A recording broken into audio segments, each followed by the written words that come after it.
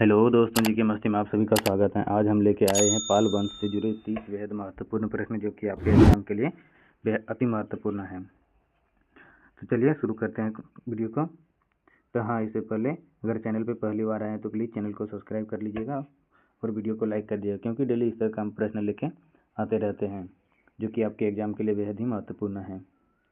चलिए, आपका पहला प्रश्न है, पाल वंश का संस्थापक कौन था?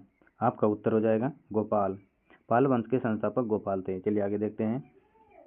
अगला प्रश्न है, पाल वंश की स्थापना कब हुई? आपका उत्तर हो जाएगा लगभग 750 ईसा पूर्व में पाल वंश की स्थापना हुई थी। चलिए आगे देखते हैं। अगला प्रश्न है, पाल वंश की राजधानी क्या थी? आपका उत्तर हो जाएगा मुंगेर। पाल वंश की जो राजधानी थी न मुंगेर में थी। चलिए आगे देखते हैं। अगला प्रश्न है, गोपाल किस धर्म का अनुयायी था? आपका उत्तर हो जाएगा बौद्ध धर्म का अनुयायी था। चलिए आगे देखते हैं। अगला प्रश्न है, धर्मपाल ने कौन सा प्रसिद्ध विश्वविद्यालय स्थापित किया? आपका उत्तर हो जाएगा विक्रमशिला विश्वविद्यालय। चलिए अगला प्रश्न देखते हैं। अगला प्रश्न है, पाल वंश का सबसे महान शासक कौन था? आपका उत्तर हो जाएगा धर्मपाल। पाल वंश के सबसे महान शासक थे। चलिए आगे देखते हैं। अगला प्रश्न है, देवपाल किसका उत्तराधिकारी था? आपका उत्तर हो जाएगा धर्मपाल का। चलिए आगे देखते हैं। अगला प्रश्न है, पाल वंश का अंतिम शासक कौन था? आपका उत्तर हो जाएगा मदनपाल। चलिए आगे देखते हैं। अगला प्रश्न है, त्रिपक्षीय संघर्ष किन किन के बीच में हुआ? आपका उत्तर हो जाएगा पाल, प्रतिहार और राजपूतों के बीच में हुआ था। चलिए आगे देखते हैं। अगला प्रश्न है, त्रिपक्षीय संघर्ष का मुख्य कारण क्या था? आपका उत्तर हो जाएगा कन्नौज पर अधिकार। चलिए आगे देखते हैं। अगला प्रश्न है, विक्रमशिला विश्वविद्यालय कहाँ स्थापित था? आपका उत्तर हो जाएगा बिहार में। चलिए आगे देखते हैं। अगला प्रश्न है, नालंदा विश्वविद्यालय को किसने संरक्षण दिया? आपका उत्तर हो जाएगा पाल शासकों ने। चलिए अगला प्रश्न देखते हैं। अगला प्रश्न है, सोनपुर महाविहार का निर्माण किसने कराया? आपका उत्तर हो जाएगा धर्मपाल ने कराया था। चलिए अगला प्रश्न देखते हैं। अगला प्रश्न है, पाल शासक किस धर्म के अनुयायी थे? आपका उत्तर होगा बौद्ध धर्म का अनुयायी थे पाल शासक। चलिए अगला प्रश्न देखते हैं। अगला प्रश्न है, देवपाल के समय पाल साम्राज्य कहाँ तक फैला था? आपका उत्तर हो जाएगा बंगाल, बिहार और असम तक फैला था देवपाल के समय पाल वंश का साम्राज्य। चलिए आगे देखते हैं। अगला प्रश्न है, पाल काल में कौन सी कला प्रसिद्ध थी? आपका उत्तर हो जाएगा मूर्ति कला प्रसिद्ध थी। चलिए अगला प्रश्न देखते हैं। अगला प्रश्न है, पाल काल में किस ऐतिहासिक विधा का विकास हुआ था? आपका उत्तर हो जाएगा गौरी शैली का विकास हुआ था। चलिए आगे देखते हैं। अगला प्रश्न है, पाल वंश का शासक मुख्यतः किस क्षेत्र में था? आपका उत्तर हो जाएगा बंगाल और बिहार में था।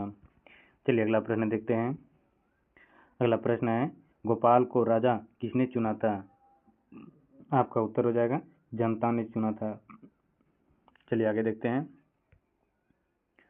अगला प्रश्न है, पाल वंश के समय प्रसिद्ध शिक्षा केंद्र कौन कौन से थे?